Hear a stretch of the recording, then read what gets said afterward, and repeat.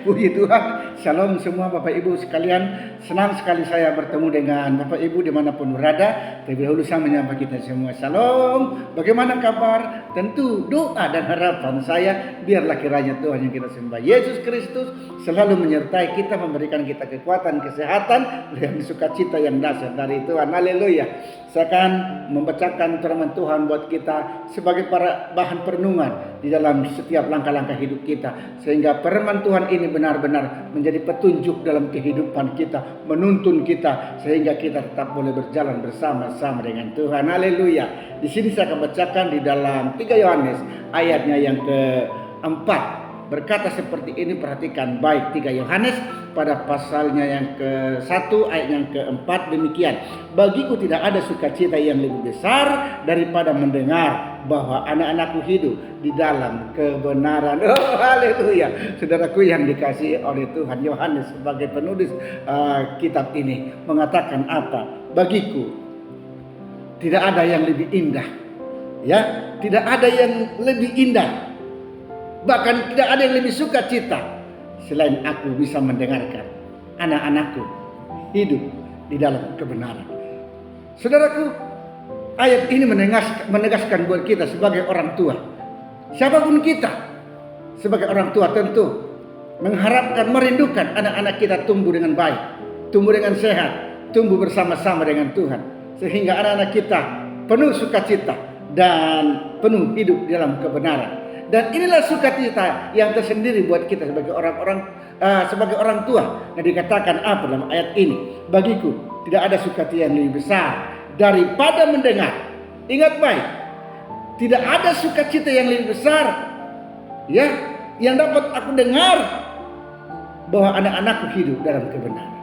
Begitu indah, begitu senangnya dan sukacitanya hidup kita kalau kita mendengarkan anak-anak kita hidup dalam kebenaran.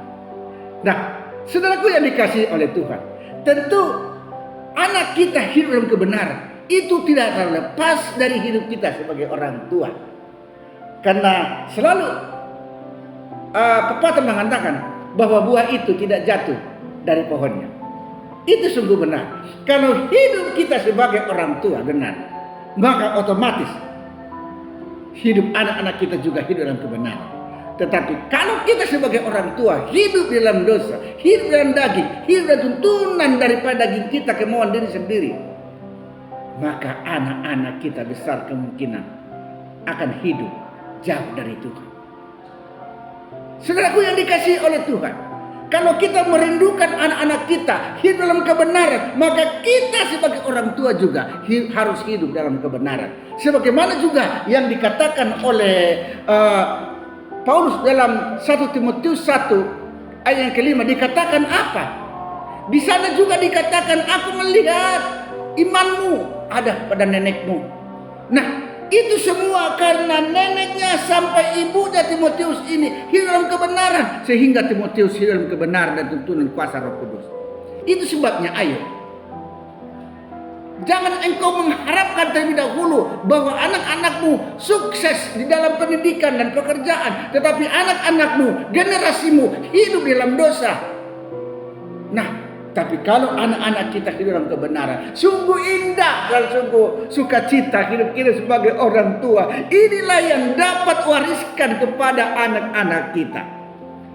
Warisan yang terbesar bagi anak-anak kita yang dapat kita wariskan sebagai orang tua, bukan harta benda, bukan harta kekayaan, tetapi apa? Anak-anak kita hidup dalam iman, hidup di dalam kebenaran firman Tuhan, sehingga anak-anak kita juga mempermuliakan nama Tuhan.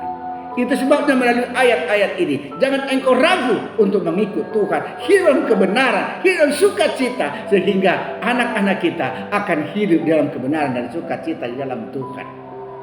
Perhatikan baik, ya, firman Tuhan yang singkat ini mendorong kita sebagai orang tua supaya kita hidup dalam kebenaran firman Tuhan, dan pada akhirnya anak-anak kita juga hidup dalam kebenaran. Inilah sukacita yang terindah. Saya bersama dengan Pendeta Petrus Sibarani mengajak kita, ayo hidup dalam kebenaran, hidup dalam firman Tuhan. Dan inilah warisan yang dapat kita wariskan kepada anak-anak kita. Puji Tuhan, terima kasih. Tuhan memberkati kita semua. Haleluya.